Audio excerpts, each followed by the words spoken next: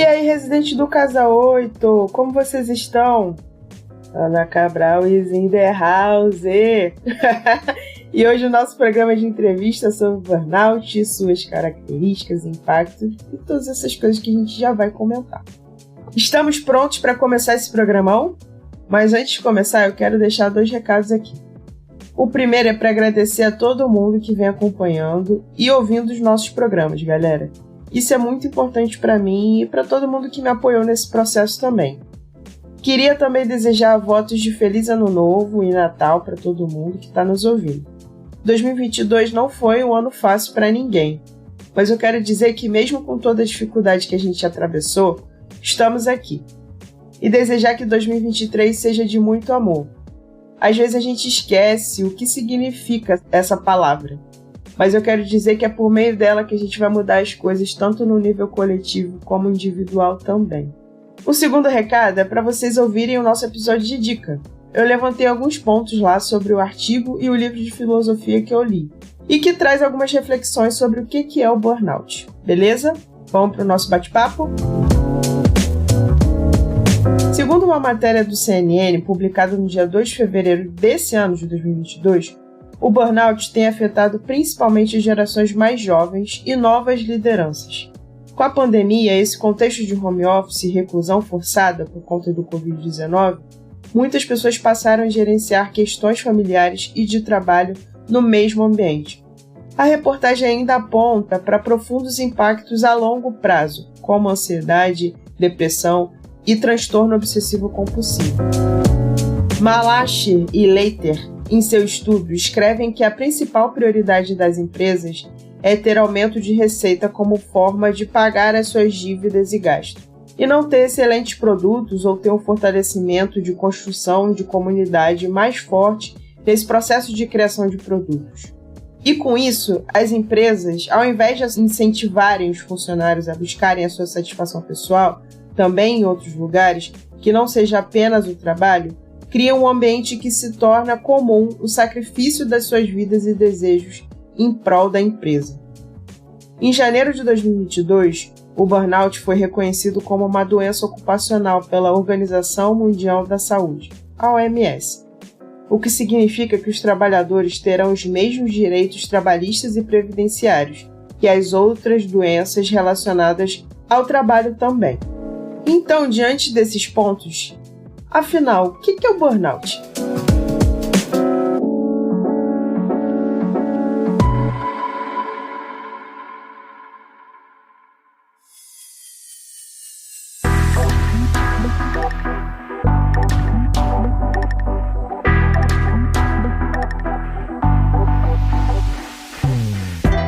Uma amiga muito querida que é psicóloga com mestrado em educação e que é uma pessoa maravilhosa. Sabe aquela pessoa com a escuta empática e ativa? Ela mesma. Mas Ana, você só traz amigos seus? Ué, gente, o que eu posso fazer se eu tenho amigos maravilhosos? O nome dela é Rafaela Cota e ela vai vir conversar com a gente hoje sobre burnout, suas características e de que forma a gente pode identificar e já traçar caminhos para sair desse quadro. Mas, Rafa, fala pra gente quem é você. Pode entrar. Eu vou apresentar a Rafaela, psicóloga, que esse já é um ponto que eu vou falar depois sobre o burnout, do porquê que a gente já começa a se apresentar pela profissão, mas tudo bem. Psicóloga, mestre em educação, moradora da Baixada Fluminense do Rio de Janeiro, mais especificamente Nova Iguaçu, uma mulher branca, bissexual. E eu acho que é isso. Isso tudo. E cansada e exausta. E exhausted.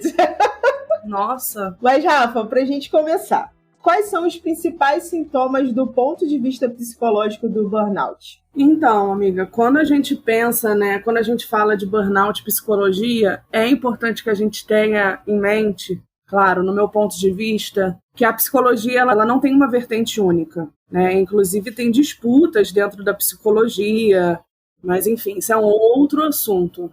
E aí dentro da psicologia tem uma vertente crítica em relação ao trabalho, à lógica de trabalho, e uma crítica mesmo às instituições, uma crítica ao modo de vida, a crítica aos significados, aos sentidos, tudo que temos por aí correndo solto.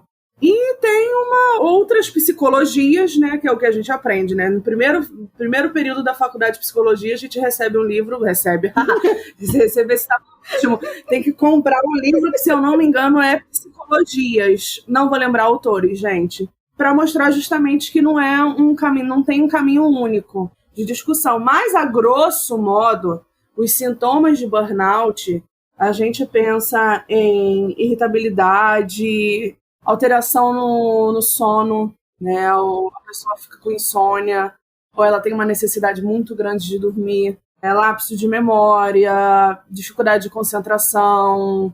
Podemos pensar também até em ausência no trabalho. Daquele lugar ali está insustentável e ela não ir para o trabalho. E aí, dando um passo atrás, burnout é conhecido como esgotamento profissional. Ele é intrinsecamente ligado ao trabalho. Exatamente.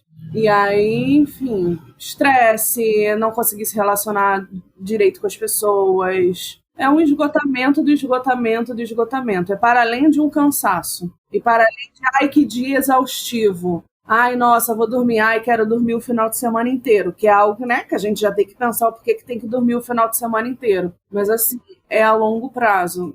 É um cansaço que não passa, é uma irritabilidade que não passa, é um esgotamento mesmo. Tipo, não aguento mais ver isso. Não quero mais ver isso.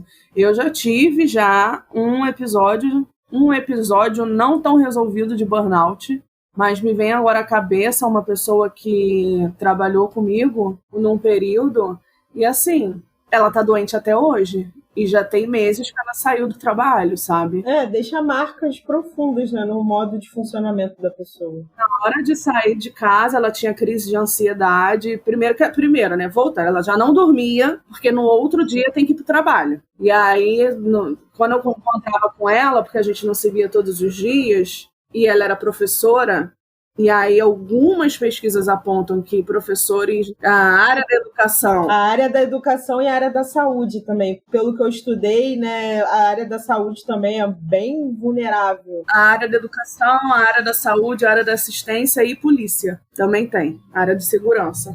E aí eu não encontrava com ela todos os dias, mas assim, quando eu encontrava, ela já falava, não dormi essa noite. E aí, enfim, ela já não dormia de um dia para o outro, e aí chegava lá exausta, aí falava, para vir para cá eu já tive crise de ansiedade. Não conseguia sair de casa. Ficava rodando dentro de casa, rodando dentro de casa, rodando dentro de casa, e ia pro trabalho. Aí ela sempre chegava atrasada. Era o caos, ela trabalhava e tal, mas ela saiu, e aí foi ontem. Hoje é que dia? Hoje é terça, foi ontem. Eu tive notícias dela que ela ainda não está bem. Que, inclusive, agora descobriu um problema no estômago, não tão raro, mas aí ela já descobriu um problema no estômago e no útero e tá tendo que correr atrás disso. Nossa. Então, assim, essa ideia também, né, de que a pessoa vai sair do trabalho, vai pedir demissão, né? Primeiro que já tem a preocupação de como é que você vai pagar as contas do próximo mês, mas enfim, vamos botar isso aqui dentro de uma caixinha e fechar um pouco.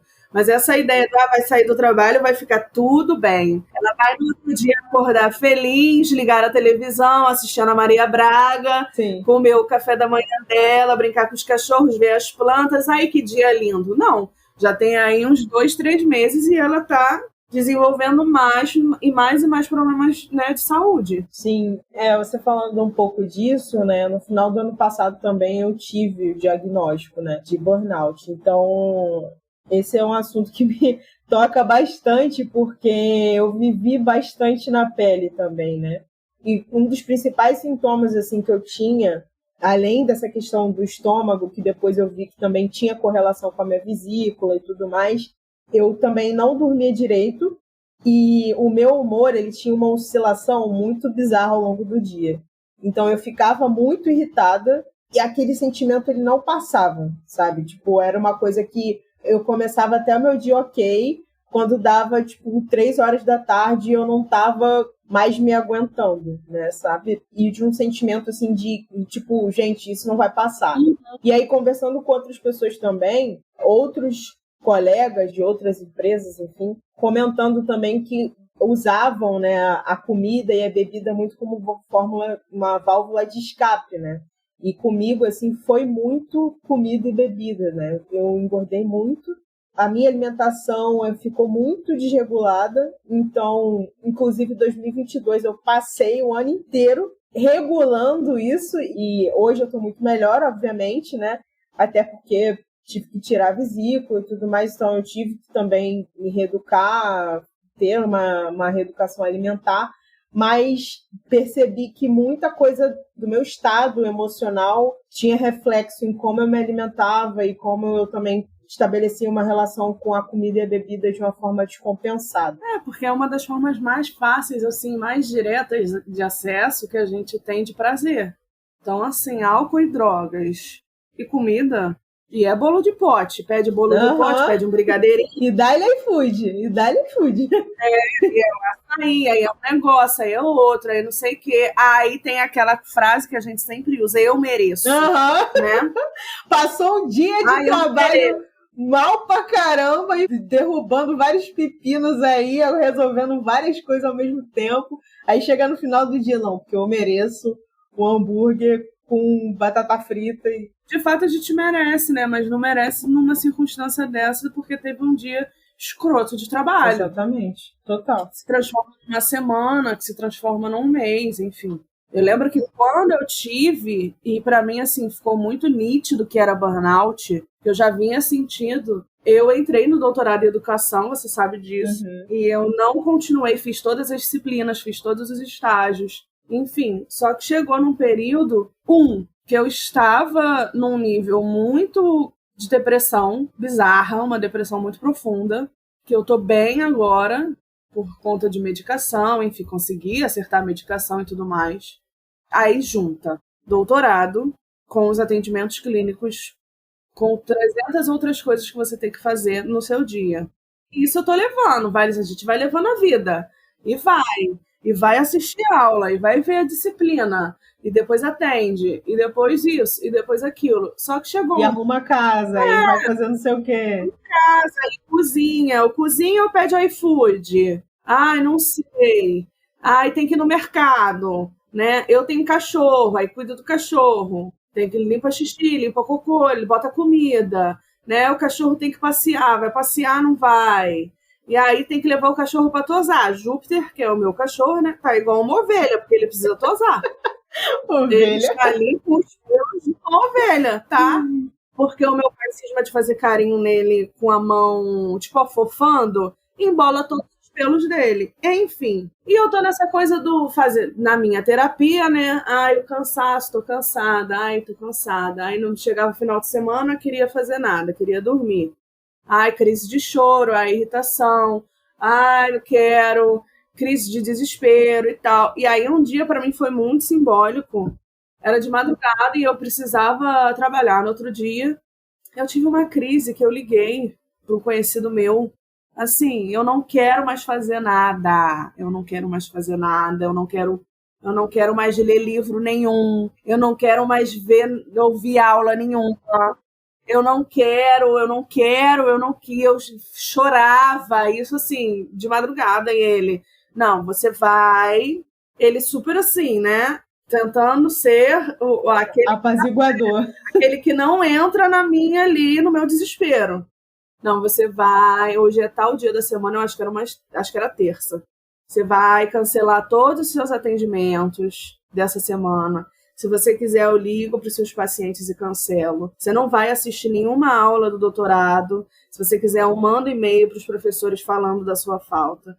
E você vai descansar. Você não vai fazer nada essa semana. Ok, foi isso que eu fiz, de fato.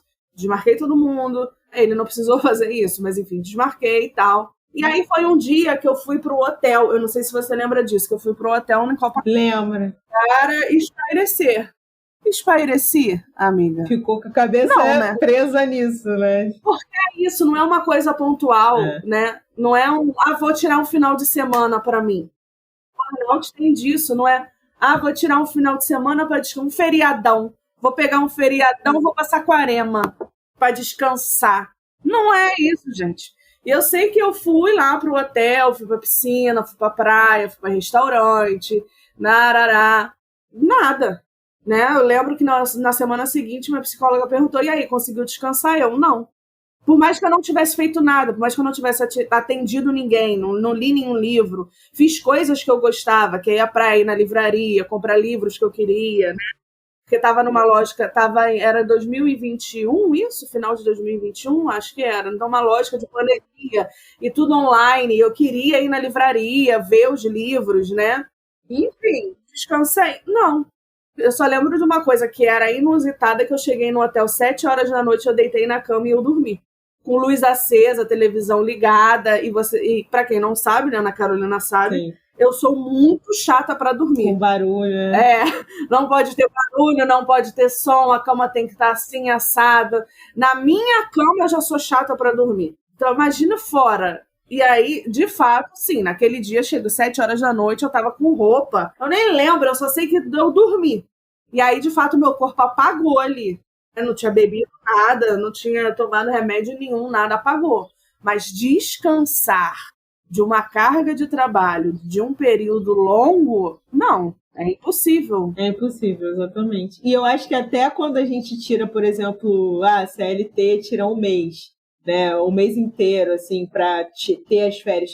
Cara, quando você começa a ter o momento das férias, é o momento que você já tem que retornar, quando a sua cabeça começa a entender que, tipo assim, eu não tenho que me preocupar com isso, porque eu tô, né, no meu momento de férias, tudo mais. Cara, a sua cabeça já tá, você, dentro do tempo cronológico, né, você já tá voltando pro trabalho. Então, acaba que você não desliga desse ciclo. Você não é um botão que você aperta, tipo assim, pronto, agora, né, que nem você falou, assim, não é saindo do trabalho que todas essas coisas vão se resolver e vão acabar. Não, existem efeitos posteriores, né, a longo prazo, que a gente não sabe e que em cada um se manifesta de uma forma. Eu, por exemplo, eu tive que estabelecer uma outra relação com a atividade física e com a minha alimentação, porque eu entendi que... Sim, porque seu estômago já era, né? Seu estômago... A Rafaela sabe que eu tive vários momentos de episódios de dor intensa e que eu não tinha posição de sentar, não tinha posição de ficar em pé, eu não tinha posição de nada. Corre para emergência de madrugada. E corre para emergência de madrugada e desmaia dentro de casa, morando sozinha, sabe? Então, assim, eu sei que eu passei, entendeu? Eu acordava às vezes 8 horas... 8 horas não, né? Eu pegava no trabalho 8 horas e às vezes não tinha horário de sair. É complicado, assim, é muito complicado, sabe? E cada um de nós sabe exatamente como que isso se manifesta, né? Outras pessoas, por exemplo, pode puxar 50 barras na academia que vai voltar para casa pilhado ainda. Talvez seja uma outra fórmula, né, que vai ajudar a, de alguma forma, melhorar essa sua relação com esse esgotamento, né? Mas é isso, acho que cada um tem uma forma de manifestar, né? E cada um vai sentir também de uma maneira diferente. É óbvio que tem pontos em comum, né? Dentro de tudo isso que a gente conversou aqui, mas é muito isso, assim, que eu percebo, né? Eu percebo hoje, por exemplo, não estou mais numa crise de burnout. Saí do doutorado, especificamente por essa questão da depressão, e aí, enfim, melhorando com o tempo. Mas eu percebo hoje que quando eu estou em níveis altos de estresse, eu começo com dermatite. A minha pele começa a descascar toda na área dos olhos, né? E na mão, eu teve um período, lembra disso? Não sei se você lembra, acho que eu comentei com você. Sim. Que dava várias bolinhas, eu esqueci agora o nome da patologia, enfim. Minha mão dava várias bolhas muito pequenininhas e coçava muito, e aí ela ia estourando toda. Fora que, assim, se você andar na minha casa, é cabelos e cabelos, porque eu perco, meu cabelo cai, como se eu passar a mão aqui no cabelo, cai 10 fios. Parece que, na verdade, a gente normalizou o estresse, né? Na realidade, a gente naturalizou e normalizou o estresse. A gente só para pensar que precisa fazer alguma coisa, alguma intervenção mais direta, quando já está no nível do burnout. Digo isso porque a gente estava falando no final de semana, né? Tirar um final de semana no feriado. Hoje, a gente tem 31 anos. Hoje, com o ritmo de trabalho que eu tô, se você vira e fala para mim, você sabe disso, porque a gente tem se visto bem menos do que a gente se via quando a gente era mais nova. Né? Total. E aí, para mim, tem o fator idade também, porque eu hoje, falasse para mim, amiga, vamos num show no sábado. Cara, a minha cabeça automaticamente ela já começa a pensar assim, que horas eu vou chegar no show, que horas eu vou sair, como é que eu vou voltar. Uber pra ir, Uber pra voltar. Aí eu vou perder tanto e eu vou me cansar. E aí no domingo eu vou ter um domingo para descansar ou não vou ter? Uhum. E aí eu vou conseguir descansar? Eu não vou conseguir descansar. Como é que eu vou? Essa pergunta sempre como eu vou estar na segunda-feira para ir trabalhar? Então, assim, tem coisas que eu hoje me limito, infelizmente, ou não sei lá o quê, né? Acho que infelizmente pela essa lógica de trabalho que a gente tem estabelecida nessa sociedade aí capitalista, pós-capitalista, enfim. Porque eu me limito, não tem como. Eu não tenho mais idade para sair 6, sábado e domingo e trabalhar segunda. E daí trabalhar segunda virada. Uhul, cheguei aí, galera, cheia de glitter. Vamos trabalhar. Não tem condição. Não, amiga, né? não existe isso, assim. É surreal. Final de semana agora passada eu fui para Miguel Pereira. Eu fui para Miguel Pereira sábado e voltei no domingo. E não é longe daqui, mas assim, pega trem, pega ônibus ou van. Só que, cara, domingo eu já tava no nível. Primeiro que o ônibus de Miguel Pereira já saía às 5 da tarde de lá. Aí você chega em casa no domingo, já 7h30. Acabou. Aí você pensa, vou arrumar minha bolsa das roupas que eu fui, vou ver o que tem pra comer, vou organizar umas coisas, quando você vê, já tem que dormir pra ir trabalhar no outro dia. Exatamente, isso aí. Descansa. Porque pra mim, viajar pra passear e anda, não, pra mim não é descansar. Eu tenho uma definição muito particular de descanso comigo. Que não é viajar para passear, para conhecer, para fazer trilha e sobe e desce. Gente, não, que aí eu não tô descansando. Sim, você tá, né? Sair do hotel, sentar, chegar na praia, sentei. E pede o drink, e pede o camarão. Olha a água que linda. Essa coisa de não ter horário, entende? Porque a gente costuma ainda viajar, que é o que me dá agonia. Agora eu tô conseguindo entender de fato. É essa agonia de ter horários. Porque meio-dia a gente tem que ir na praia no tal, e 2 horas a gente tem que conhecer o outro ponto turístico, às 5 horas a gente... Não, cara, não quero ter horário com nada. Eu quero acordar, se eu tô viajando, se eu tô de férias, no horário que o meu corpo quiser acordar.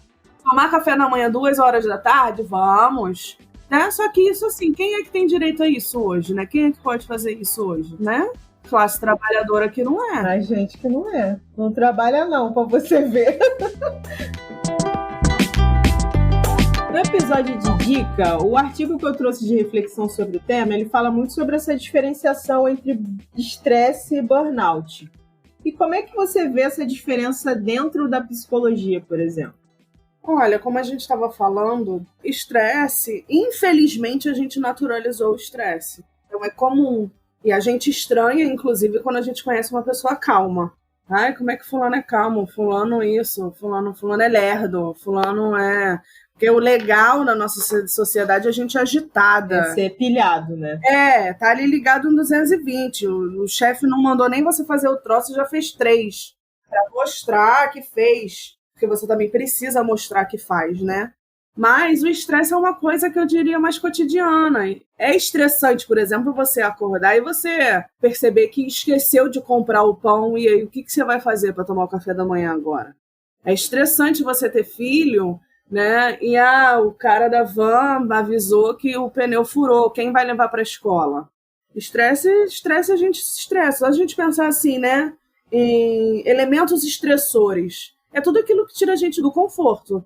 Ai, acabou a luz. Como é que eu vou dormir? No verão do Rio de Janeiro. Não, aí eu nem sei. Deveria ter outra classificação entre estresse e burnout. Mas acabou a luz, acabou a água. Essa semana eu tava sem água no meu prédio, inferno.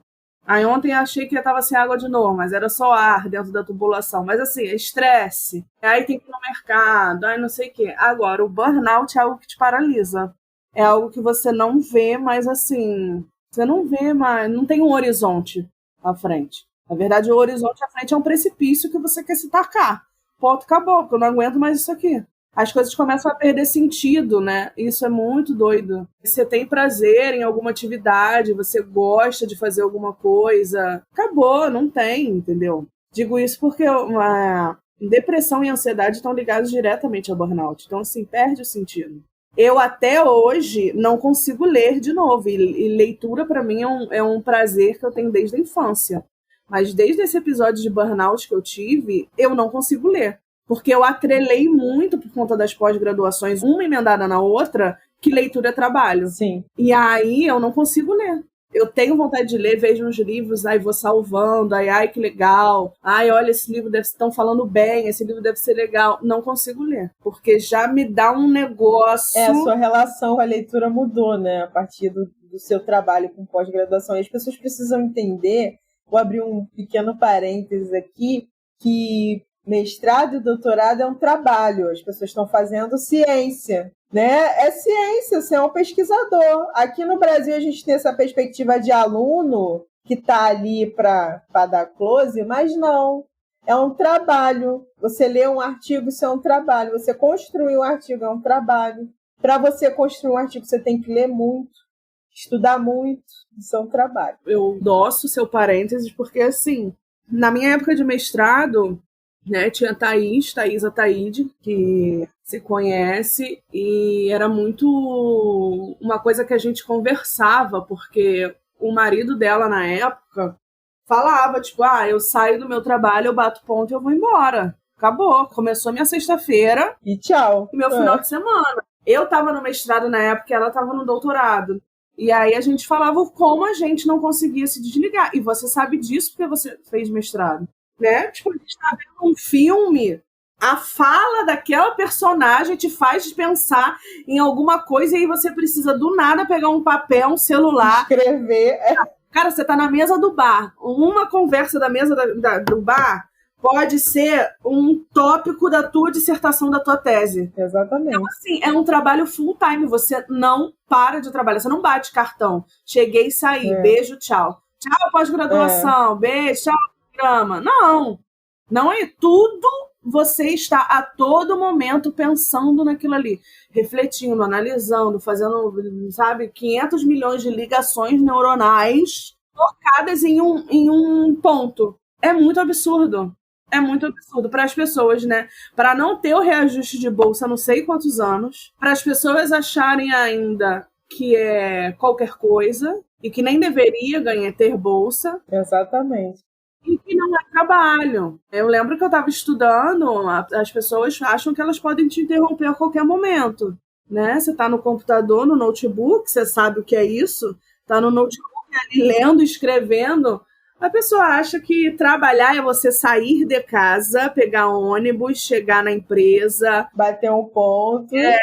Se você tá no notebook, se você tá lendo, se você tá sentado no sofá de casa lendo um livro, pode te interromper a qualquer momento. Pode pedir para você ir no mercado a qualquer momento, porque acabou alguma coisa. Eu não sei se você já ouviu isso também. Eu, quando falava que fazia mestrado, você só estuda, né? Sim, só estuda. Uhum. E assim, gente, acho que as pessoas só têm noção que é o mestrado e o doutorado quando elas passam por ele, assim. Ou talvez, né, enfim, tem contato com alguém que faz o mestrado e doutorado, tem uma namorada, um namorado, um irmão, uma irmã que vê ali a pessoa estudando, se dedicando o tempo inteiro, né? É um trabalho, gente. É um trabalho, assim. Eu fico particularmente muito incomodada quando as pessoas vêm. Mas só estuda. Mas quer bolsa para quê? Bolsa não. Bolsa deveria ser para todas as pessoas que cursam o mestrado e o doutorado, porque isso é um trabalho. Somos todos trabalhadores da CAPES, inclusive. E, inclusive, não tem bolsa para todo mundo. Exato. E é uma porradaria para você conseguir bolsa, né? Tem que ter 1 milhão de critérios para você passar do critério da bolsa. Então, assim, e sendo que, às vezes, você tem um programa com 20 vagas, 3 pessoas daquele programa recebem a bolsa. Sendo que tem 17 trabalhando de graça, teoricamente, né? De graça não, porque custa muita coisa, né? Você não é remunerado para CAPES. Pois é.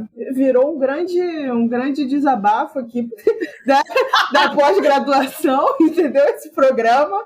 A gente pode fazer mais, né? Falar aqui da cobrança de produtividade, do mercado da produtividade da pós-graduação. Exatamente. Gente, é uma coisa absurda. Você tem que produzir 3 artigos, 2 tem que estar na revista internacional, 1 tem que estar na A1 do Brasil, da tua área, entendeu?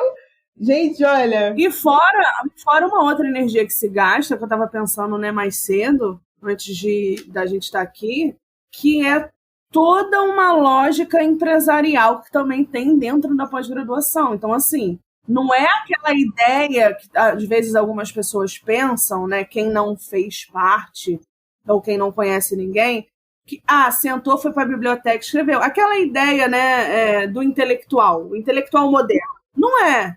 Não é laboratório, não é só, né, laboratório, nem só biblioteca. Você tem que fazer um networking. Exatamente. Tem toda uma relação interpessoal ali dentro que você tem que cumprir. Se você não for lá falar com a professora tal, a professora XYZ, o coordenador, a coordenadora, e aceitar pegar uns trabalhos a mais que você não tem que pegar, né, para a pessoa lembrar de você. Então, assim, é uma lógica empresarial. Então, assim, além de você ler, fazer análises, pesquisar, escrever... Construir o teu projeto de pesquisa. Não, você tem que ainda lidar com as pessoas e com essa dinâmica. As relações de poder também. Que eu já vi, eu sei de história, né, cara? Não sei se eu já te contei isso. Provavelmente você já me falou. Cara, é porque eu não esqueço isso. De orientanda de professor que ia passear com o cachorro dele na rua. Já te contei isso? Não, isso não. Não? Que ia passear com o cachorro dele na rua. E que no aniversário dele, era ela que ficava servindo os docinhos e salgadinhos. Eu sei disso. Então, só para vocês entenderem que não é ficar na biblioteca escrevendo, porque vai dizer, porque as pessoas podem escutar e pensar assim, eu falava não. Gente, você diz não pro seu chefe com a maior tranquilidade do mundo? Você pode até dizer não, sabendo que haverão consequências. No mínimo, aquela pessoa ali vai criar um ranço com você, vai passar a te olhar diferente, e aí, beleza, você vai peitar isso. Vou sustentar isso aqui porque eu não sou obrigada. Ótimo. Vai ter uma rasura aí nessa relação. Então, assim, vai dizer não para uma pessoa dessa. Vai dizer não para um chefe. Não é simples assim. Tem gente que precisa daquele dinheiro, daquele trabalho. Gente, pós-graduação não é... Virou um grande desabafo sobre pós-graduação.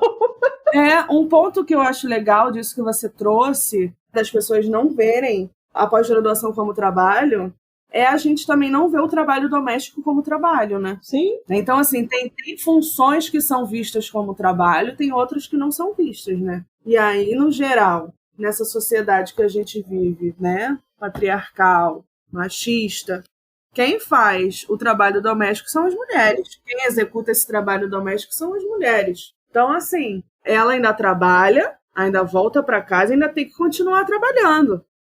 E aí eu lembrei, né, de uma colega de trabalho, quando eu tinha, sei lá, uns meus 18 anos, e ela tava doente, e aí ela falando que ela tinha que melhorar logo e tal.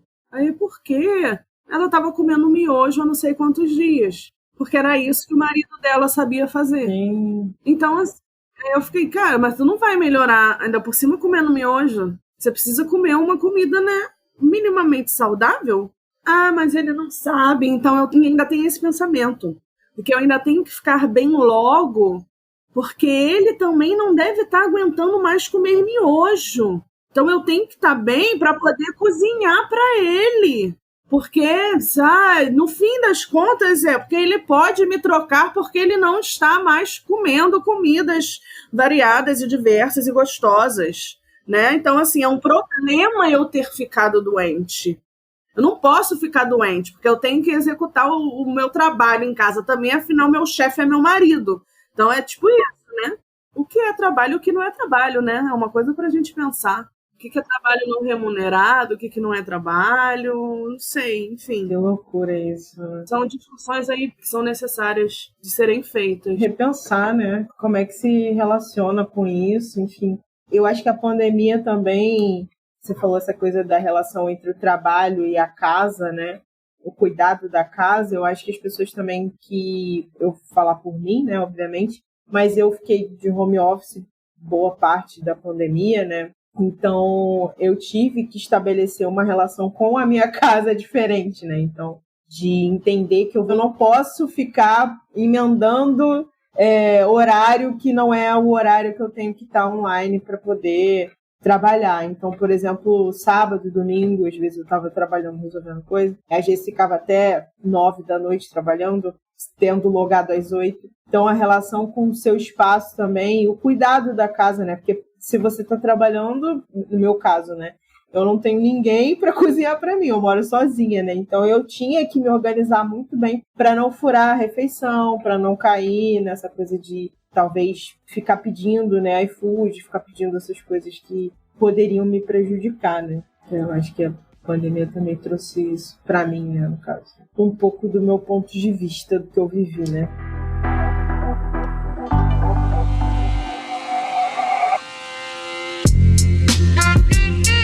E agora uma pergunta bem de leiga, assim, tá, Rafa? Que não sabe tecnicamente sobre o assunto. A psicologia tem alguma estratégia de enfrentamento para não cair nesse tipo de problema? Olha, eu diria que, pensando na parte clínica da psicologia, né? O que pode acontecer e que é recomendado é que a pessoa procure um profissional para poder se cuidar, para poder compartilhar suas angústias, ter ali um espaço de segurança, né? Um espaço que ela se sinta acolhida, para ela poder dividir o que ela está passando, né? Fora isso, eu, Rafaela, pelo menos não conheço diretamente uma estratégia. O que pode acontecer são existirem profissionais por aí com um pensamento mais crítico, mais humanizado, que atuam em hospitais, empresas, que tenham uma abordagem, ou não é abordagem em si, mas assim, um manejo das relações de forma diferenciada. Isso eu acredito que possa existir e espero que exista. Espero muito que exista. Mas nunca conheci nada assim institucionalizado para falar, para discutir, né? O que tem por aí que eu já vi aquela... Você que trabalhou em empresa, você deve saber aquela hora ou minuto, sei lá, meia hora que tem tipo a ginástica de não sei das quantas. Ah, ginástica laboral. A ginástica de não sei o quê. Eu, sinceramente, não acho que isso seja... Eu acho que isso se torna mais uma função na vida daquela pessoa. Mais uma tarefa, mais uma atividade. E a gente está cheio de atividade para pensar. Na realidade, a gente precisa de menos coisas para pensar. Exatamente. Para ocupar a cabeça. Porque senão daqui a pouco tem que fazer, tá no trabalho, acabou, tem que fazer yoga, tem que fazer não sei, tem que fazer isso, tem que fazer aquilo, e aí abre o... É a coisa do checklist, né? Peraí que eu vou dar um checklist aqui nas tarefas. Sim, exatamente. Então, assim, falando de psicologia, a pessoa procurar um profissional e estar atenta, inclusive, na forma como esse profissional conduz quando você chega numa clínica e fala sobre trabalho. Porque, como eu falei lá no início, né, são psicologias. Então, com certeza, e eu digo com certeza mesmo, sem até nem conhecer assim, mas arriscaria dizer que tem profissionais que acham que tem que trabalhar muito e tem que trabalhar muito mesmo. Que a gente está aí para trabalhar. E que, como é que é aquela famosa frase do trabalho... Trabalho edifica o homem. O trabalho edifica o homem, então tem que trabalhar, não interessa. Trabalha mais e trabalha mais. E se a pessoa chega com uma queixa de que está com pouco dinheiro, não está com... arruma outro emprego. O problema não está na remuneração no emprego que você está. O problema não está na exploração que você sofre no emprego que você já está ali. Não, soluciona arrumando outro. E você não tem mais vida nenhuma, né? Então, assim, tem profissionais sim com essa mentalidade. Então, eu diria para estar atento, atenta, né, a como esse profissional conduz. Se a pessoa vai se sentir acolhida, se a pessoa vai se sentir, né, que tem alguém ali de fato escutando ela, né, se ela está se sentindo segura, se tem uma pessoa que está ali validando o sofrimento dela, não está tentando ali diminuir ou trazer um problema que é estrutural, um problema que é social, para a vida individual daquela pessoa. O problema está em você. Porque eu conheço pessoas que trabalham não sei quantas horas e não tem problema nenhum, né? Eu digo isso, gente, porque tem psicólogos que fazem isso. É errado, não pode fazer. Tá, mas fazem. Pensa na profissão de vocês ou no que vocês executam que não deveria ser feito e pessoas fazem. Existem pessoas que fazem. Na psicologia também existe isso. Não é psicólogos e psicólogas. Não. Tirar a gente desse lugar, desse pedestal, né? Que, enfim, tem um motivo também para ser visto dessa forma. Mas não cabe no momento. Agora, olhar para essa questão do trabalho de forma social e não individual. Eu digo isso até porque eu atendo aí, vão fazer quantos anos? Vão fazer 7 anos. Vão fazer 6 anos, 7 anos. Algo em torno disso. Digo isso porque o marco da pandemia foi assim, muito. A maior queixa da clínica hoje é trabalho. Antes da pandemia, aí a gente se escuta de tudo. Problemas familiares, problema nas relações, problema da pessoa com as questões dela e dela com ela mesma. Parecia trabalho também, pontualmente.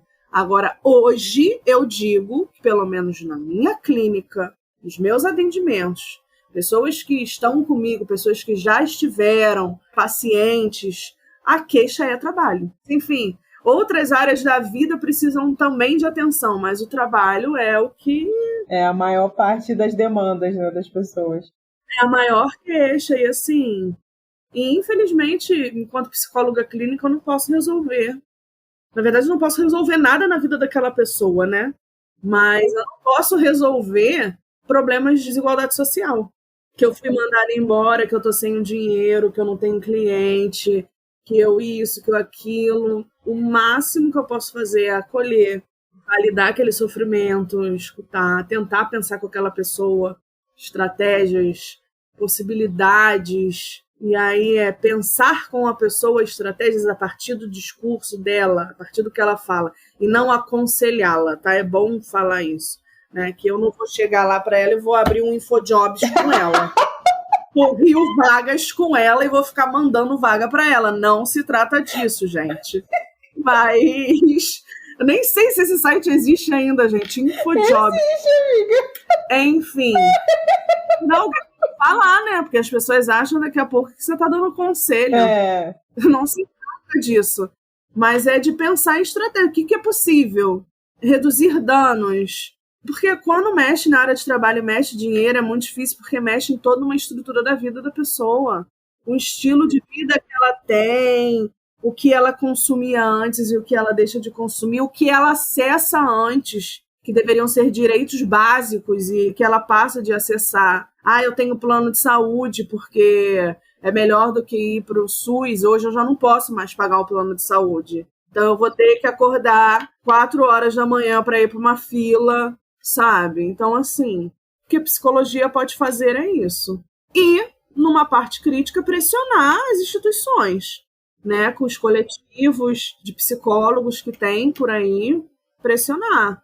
A remuneração, sobre remuneração, pressionar sobre carga horária de trabalho, essa diminuição que está tendo de 40 horas, e fazer pressão para ver se esse modo de vida que a gente leva hoje se modifica em alguma forma. Eu te diria que eu não tenho muita esperança, não. Sabe por quê? Porque as pessoas acham que melhorar o ambiente de trabalho ou melhorar a relação de trabalho é você botar uma mesa de ping-pong. Entendeu? É você dar um voucher para pedir iFood. É você ter na sua empresa puffs coloridos para você poder sentar. É ter lá uma máquina que você consegue tirar uma Coca-Cola a metade do preço. Então, assim, as pessoas acham que melhorar a relação de trabalho e ambiente de trabalho se trata disso. Só que, cara, eu tenho muito pé atrás. Escutei recentemente de uma pessoa que conseguiu um emprego novo. Ah, porque lá é muito legal, as pessoas são muito legais, a gente se dá super bem, a gente, nossa, uma amizade. Eu já fico, quando mexe... Não é que a gente não possa ter amigos no trabalho, mas quando já mexe nesse ponto, eu já fico assim, né? Meu Deus. Porque aí começa a mexer com a parte afetiva da coisa. E aí, para você ficar até as 9 da noite, para você aceitar aí, né, no sábado trabalhar, fica mais difícil. É o não que a gente falou, fica mais difícil de dar. Sim, com certeza. Porque aí daqui a pouco você já está passando. Já tá tomando cerveja com seu chefe, e aí você os filhos dele, aí você brinca com as crianças, e não sei o quê. Aí, como é que você fala não? Como é que fica esse limite? Sim, é isso que eu falo agora, o limite entre as coisas, né? Não tem, fica muito difícil. Daqui a pouco você tá, de fato, servindo docinho na festa de aniversário dele. E aí de você se não servir. Mas o que eu tenho visto a nível de, assim, empresa, são essas modificações físicas. Para tornar a empresa mais atraente, diferentona. Diferentona. E aí chama você para gravar um TikTok com dancinha, para mostrar um novo produto da empresa. E aí a pessoa, não quer, não gosta, mas tem que gravar um TikTok, porque, poxa, vai ser incrível! Exatamente. Aquela coisa motivacional que tu fica assim... E que é fake, né? Que é falso, assim. É um negócio falso, né? Cara, eu nunca vou esquecer quando eu entrei numa empresa que eu não vou citar nomes, mas você sabe qual é. Você tá falando, só me vem o nome de uma também que eu trabalhei. Cara, eu nunca tinha trabalhado em empresa. Aí tu faz o treinamento, cara, que momento constrangedor. O tal do grito de guerra, sei lá o nome daquilo. É mesmo?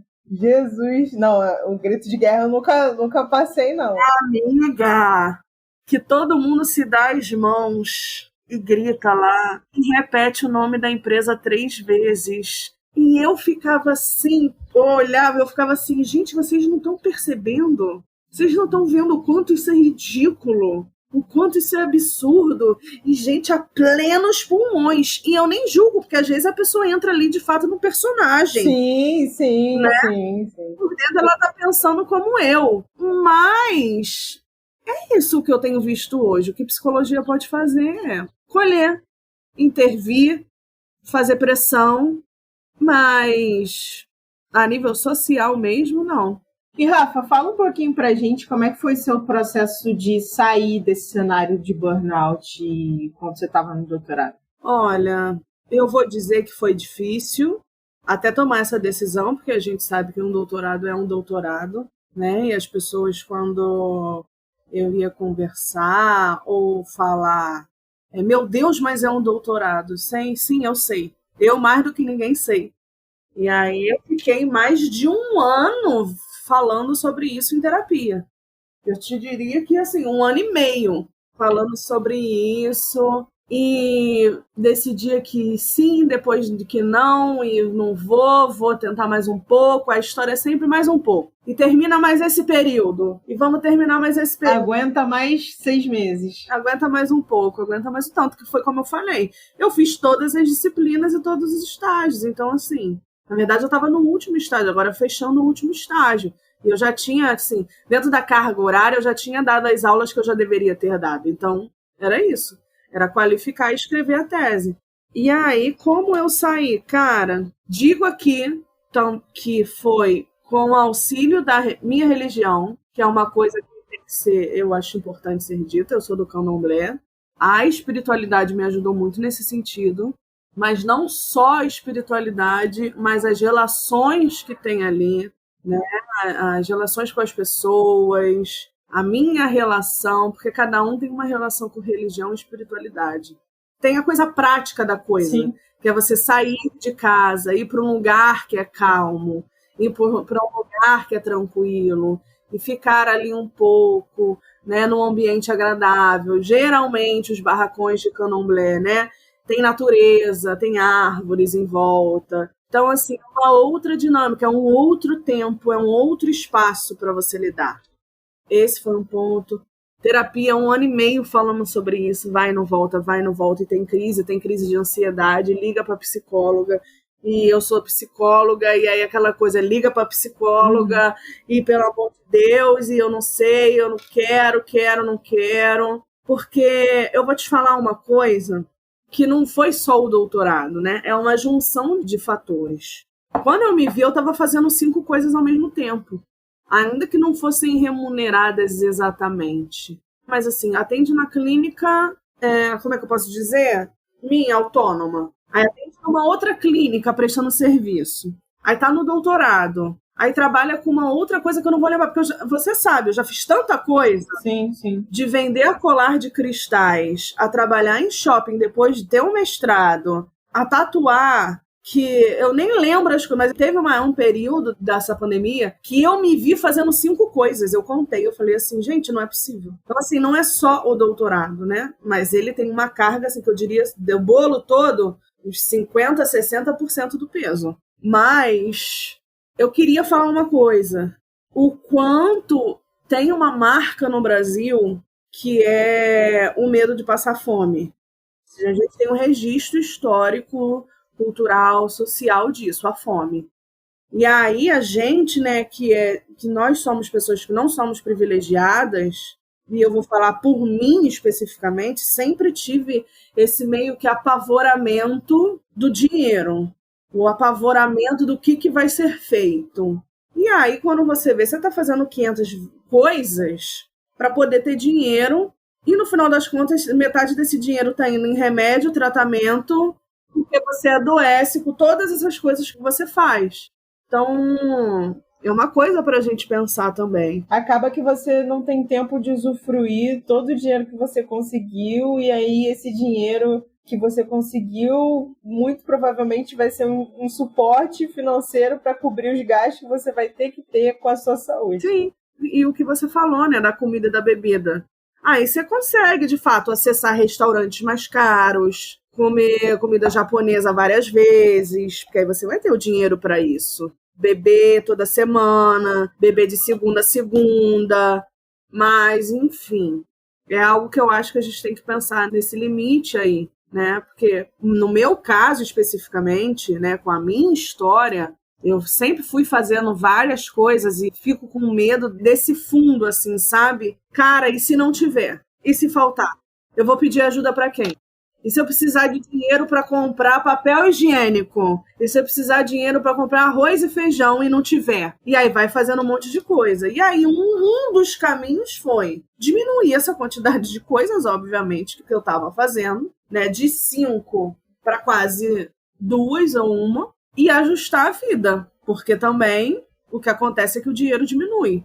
E ajustar a vida, ver outras possibilidades, outros modos de vida. Mas eu vou te falar que o dinheiro diminui, mas eu nem tenho sentido. É porque você estabelece uma outra relação com seus ganhos, né? E com o seu dinheiro. Você para de gastar dinheiro com outras coisas que antes eram necessárias para ficar bem. Sim. Que aí você vai numa consulta, vamos botar aí, você vai numa consulta com um psiquiatra, 200, 250, 300 reais e olhe lá, quando não é 500.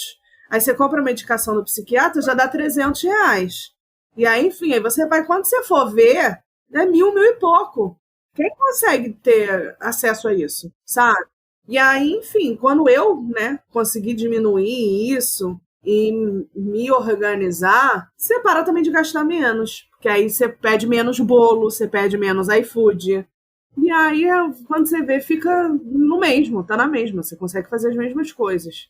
Mas assim, um processo de 1 ano e meio. E estou cansada ainda, né? Mas aí eu não sei se é cansaço final de ano, cansaço normal de trabalho, mas assim, não é a mesma gastação de energia mental que eu tinha antes. Isso eu posso falar.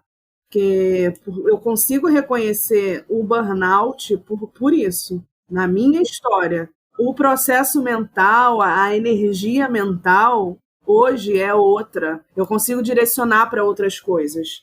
Eu consigo pensar em ver uma série.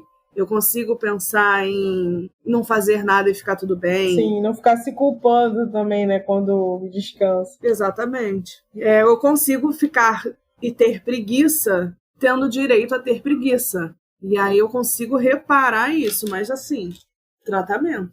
E muita paciência comigo mesmo. E isso sem pontuar, sem deixar de pontuar o meu privilégio. Porque tem gente que não tem essa possibilidade de cancela aqui, cancela a disciplina, matrícula aqui, porque tem outro emprego, e aí vamos tocar aqui, se tudo der merda, volta para casa da família. E aí, isso porque tem esse privilégio, porque tem pessoas que não têm, iam ter que levar isso até as últimas consequências. Teria pessoa que tem pessoas que com certeza estão na pós-graduação, só tem a bolsa e sustentam uma família com essa bolsa. Como é que vai virar e vai cancelar, né, uma matrícula? É um outro processo. E a mobilização, né, emocional e energética para tomar essa decisão, acho que também é um negócio que você não, acordei hoje, vou cancelar. Não é assim, né? Eu acho que é todo um lidar, né, com as coisas. Assim. Nossa, 1 ano e meio. E provavelmente você ainda vai ter que lidar, né, com os efeitos, né, disso por mais um tempo, enfim. Eu falo muito isso também porque 2022, assim, foi todo dedicado a eu reestabelecer a minha relação com a minha saúde física, de fato, e mental, assim, e melhorar muito a minha questão da alimentação e atividade física, porque foi isso que me tirou do buraco, assim. Se eu não tivesse entrado para o jiu-jitsu, se eu não tivesse entrado na academia, se eu não tivesse, assim, feito um acompanhamento nutricional com uma nutricionista, tipo, super fofa, atenciosa, que entendia muito do que eu estava passando, então ela não fez uma reeducação alimentar para mim severa, restrita, eu tive muita mobilidade, consegui conhecer outras coisas, né, outras formas de me alimentar, então eu consegui, assim, hoje eu ainda tô bem melhor do que eu estava antes, mas eu preciso sempre ficar atenta a isso para eu não perder as coisas, assim, né? Porque é todo um trabalho que leva um tempo para você se estabilizar, né? A gente está falando aqui de minimamente se estabilizar. E leva tempo mesmo. Não é de um dia, você falou aí, 1 ano inteiro olhando para isso. Tem 1 ano e meio, ou um pouco mais, com essa história de fica no doutorado ou não fica, fica ou não fica, fica ou não fica. Eu tive certeza num dia, eu nunca vou esquecer, num dia, uma sessão minha que eu virei e falei, o nome da minha psicóloga é Juliana, eu falei, Juliana, eu sei, porque enfim, tive outras sessões, né, o desespero, o medo, a angústia. Essa sessão eu tava, Juliana, que ela me perguntou, alguma coisa do doutorado, eu falei, Juliana, olha só, eu tenho plena consciência de que eu posso me arrepender, que eu posso daqui a 5 anos me arrepender, que eu posso daqui a 10 anos me arrepender, e que inclusive o título de doutora pode me fazer falta em algum momento. Eu tenho plena consciência disso. Mas eu também tenho a noção de que hoje não dá. Hoje não dá. E que daqui a 5, 10 anos, quando eu pensar e se vier me fazer falta, eu vou lembrar que naquele momento não dava. Senão eu teria feito. Aí ela falou, fez alguma intervenção de, tipo assim, me mostrando o quanto eu tava, de fato, assim, falando numa posição adulta da coisa, que é o trabalho, que é um conceito que ela usa da abordagem dela, né? Que ela, quanto eu tava numa posição adulta da história, de tomar decisão, sabendo que é isso, e que não dava mais. Enfim, ali eu tive o horizonte, assim, que não dá. Não dava. E é entender esse limite, né? Porque eu passei muito. E aí fica difícil pra gente, enquanto sociedade, quando a gente naturaliza a gente se esgarçar toda. E acha bonito. Fulano trabalha de que horas, não sei, até que não sei que horas. Acorda 3h50 da manhã para pegar o primeiro trem. E a gente acha bonito. Não sei quem produz conteúdo, não sei quantas vezes por dia, por semana. Produz não sei quantos artigos. Atende, não sei, sabe? E acha bonito. Hoje em dia, eu vejo essas coisas e eu fico assim, que absurdo.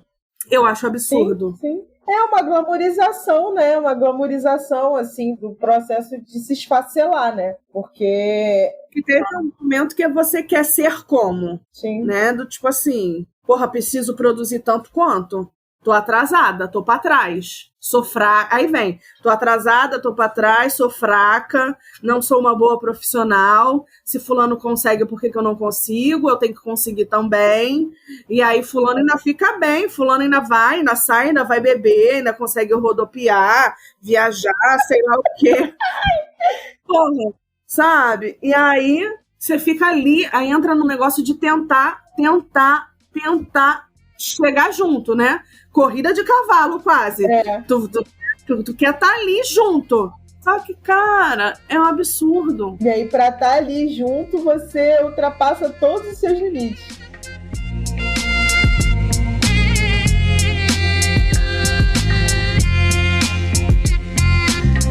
E, Rafa, pra gente fechar, de que forma você acha que a gente pode desenvolver uma relação mais saudável com o nosso trabalho? Sendo direta, eu acredito que tirando ou fazendo o exercício de tirar o trabalho da centralidade da nossa vida.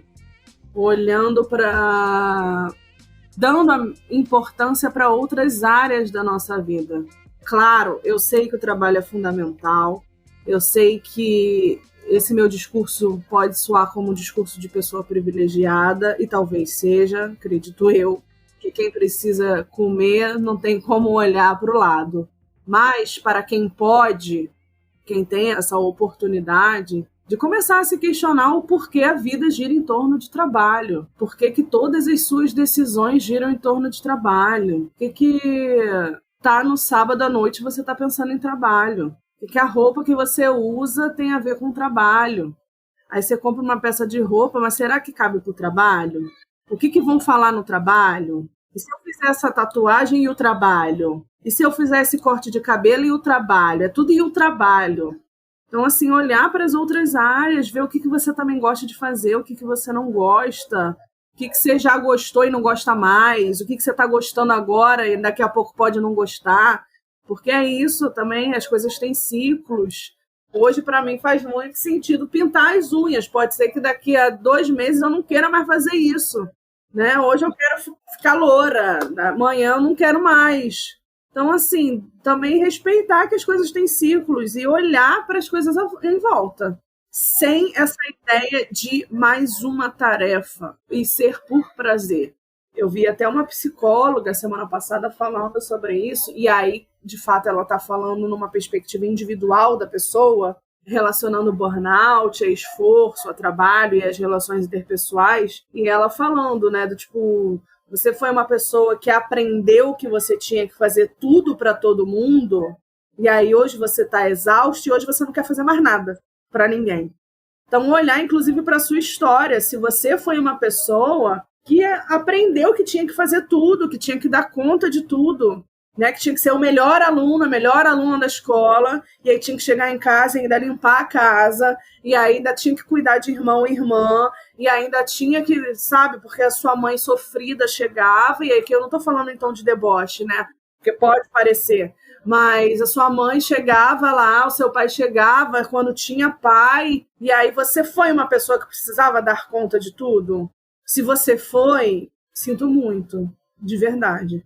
Mas hoje você não precisa mais dar conta de tudo. Ou diminuir algumas coisas. E aqui não é coach, não. Estou fazendo um papo de coach. Sim. Mas é no sentido de você não precisa mais normalizar isso. Que isso te cause algum incômodo.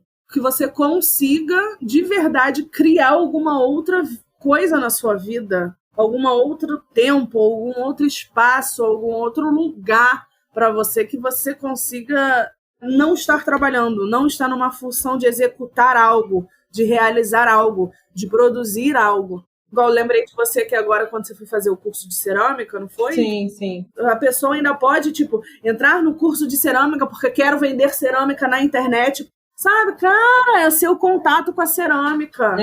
Tendo good vibes.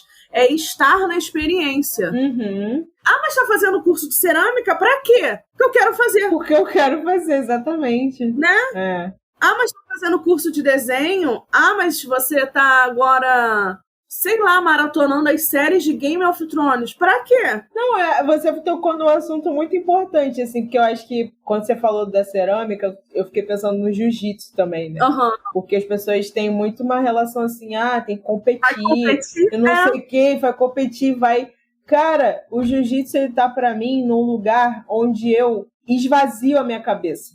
Quando eu vou pra musculação, eu esvazio a minha cabeça. Eu não quero ser a melhor atleta de jiu-jitsu, sabe? Da minha academia, ou sei lá. Eu não tenho essa relação com o jiu-jitsu de treinar exaustivamente, dar 3 treinos no dia para competir daqui a um mês, sabe, assim...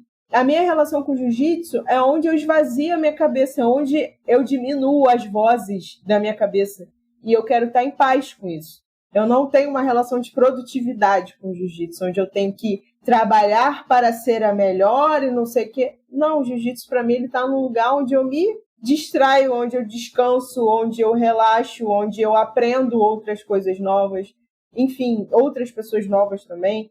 Então, eu descubro outras habilidades sobre mim que eu não conhecia.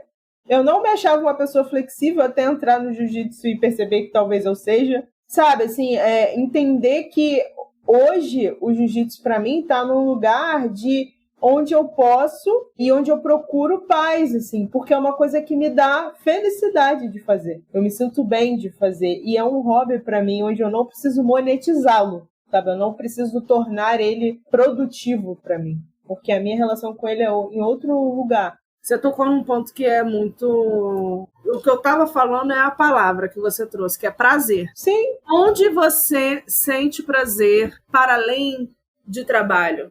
Porque é possível também sentir prazer no trabalho. Às vezes você tem uma função que você gosta de realizar. Eu gosto de atender na clínica.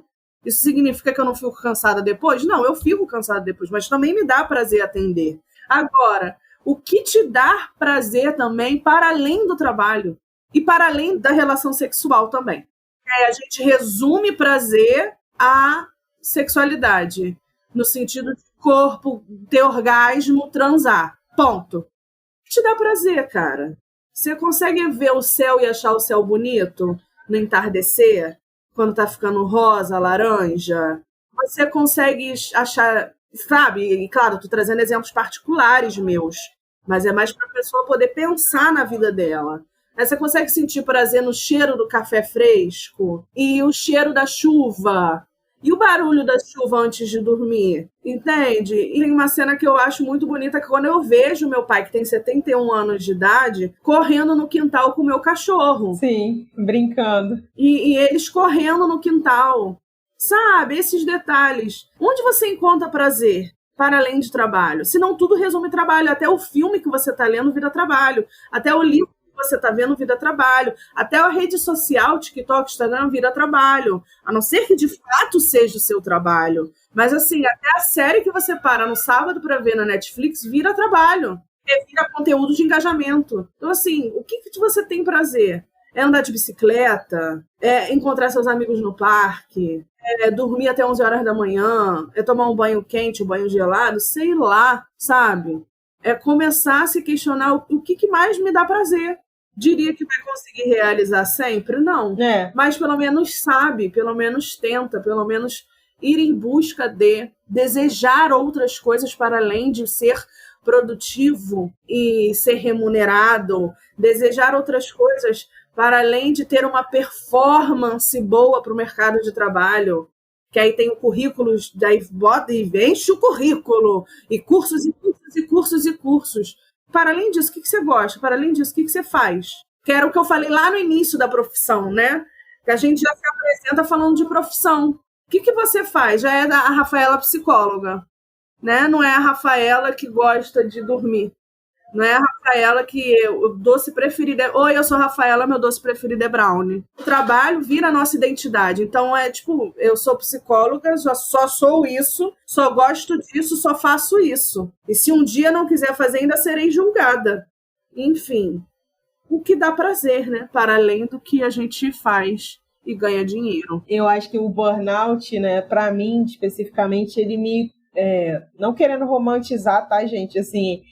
o que eu vou falar agora é uma experiência muito particular minha e que eu descobri, né, o jiu-jitsu muito porque eu tinha que fazer uma atividade física. Estava meio saturada de musculação e eu falei, não, vou tentar uma arte marcial porque há muito tempo tenho interesse, mas sempre tive um certo receio. E eu acho que foi uma das melhores coisas que eu pude fazer por mim, especificamente, porque foi um momento em que eu estava muito, assim... fragilizada emocionalmente falando, porque eu não conseguia, né, encontrar prazer em nada. Eu acho que o meu prazer na época era muito comer e beber, enfim. Não tinha muito um lugar onde eu pudesse construir uma outra relação comigo também, né, porque eu acho que o jiu-jitsu ele veio muito no lugar de construção de mim para comigo. Né, de aprender que eu preciso também me olhar e a cuidar de mim, a cuidar do meu corpo, a cuidar da minha cabeça, principalmente. Então, a relação que eu tenho hoje com essa arte marcial que eu escolhi, né, para aprender, ela me ensinou também coisas sobre mim. Eu consegui ver outras coisas para além do meu trabalho, para além das minhas outras áreas da vida, né? Acho que é um momento muito meu quando eu vou para academia e tudo mais, enfim. E eu acho que essa coisa do prazer, ela é muito importante porque eu acho que é onde a gente encontra motivação para continuar fazendo outras coisas na nossa vida. né? E você descobre outras coisas também sobre você, que às vezes você não conhece ou também não descobriu ainda, enfim. Então, tudo isso que você falou, acho que bate muito também para mim nesse sentido de se reconectar comigo mesmo, sabe? Eu confesso que eu ainda não sei o quê. Uma atividade assim, porque a sensação que eu tenho muito, eu ainda vivo muito no modo de isolamento da pandemia, cara. A essa altura do campeonato. E conheço outras pessoas que também estão nesse processo. Então, tipo assim, pra mim, ainda é estranho ter que sair de casa para fazer alguma coisa. É muito estranho. Porque eu fiz, de fato, o isolamento, né, bonitinho, etc. Inclusive, fui morar sozinha, sair da casa do meu pai por divergências em relação ao isolamento social, né? Mas eu ainda não consigo. Não tenho, assim, sabe, uma atividade. Eu consegui entender que fazer atividade física para mim me dava prazer e me relaxava, né? Então, assim, para mim, particularmente, funciona muito nesse aspecto de conseguir, porque eu sou uma pessoa parada, assim, eu não sou uma pessoa de atividade, né? Eu sou uma pessoa que eu gosto de deitar, eu gosto de ficar fazendo uma taurina, exatamente. Eu gosto de dormir também, eu sou um pouco mais chata com o meu ciclo de sono, porque eu sou uma pessoa que eu gosto de dormir à noite.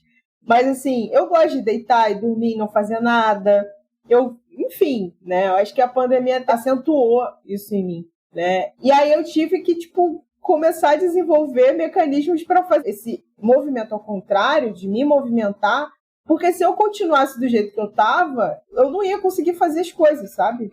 Porque as coisas estavam perdendo sentido para mim. Então, acho que a atividade física entrou muito para mim nesse lugar de movimentar a energia em mim e isso foi a virada de chave que eu precisava para não me afundar, literalmente, assim, não me afundar, porque do jeito que eu tava bem intenso, assim, sabe? Arrasou, amiga, eu admiro.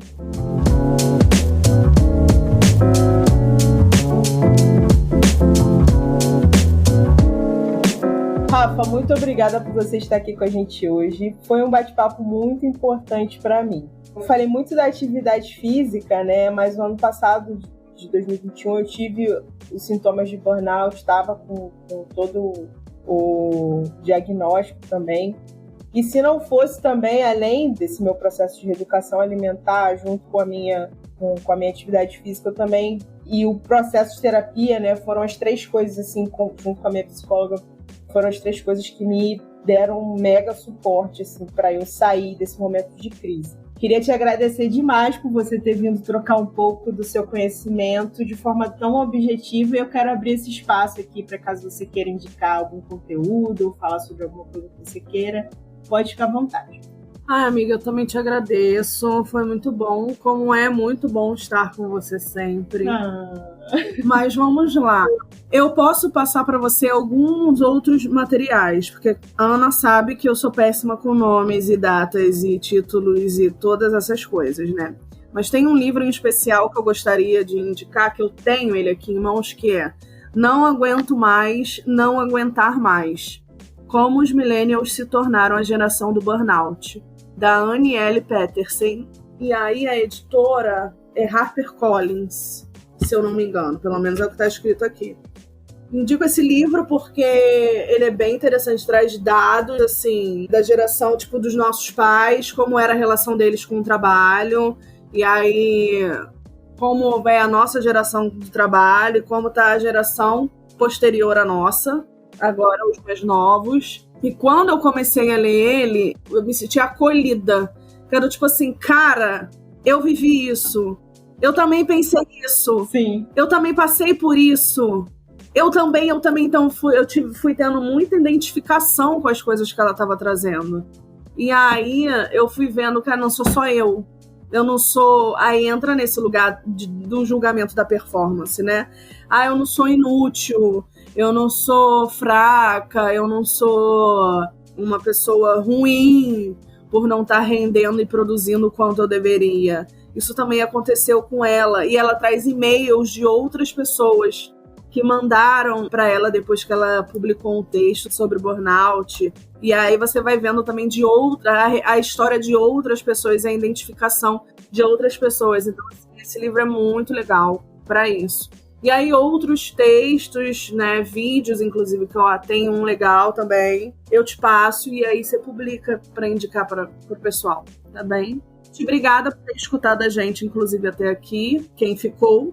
Show! E esse foi mais um programa do Casa 8. Galera, siga a gente nas nossas redes sociais, no Instagram e no Twitter, @podcast Casa 8, tudo junto. Compartilha, comenta, manda DM ou e-mail, se você quiser também, e fala o que você achou do programa pra gente, beleza? Valeu! Tchau!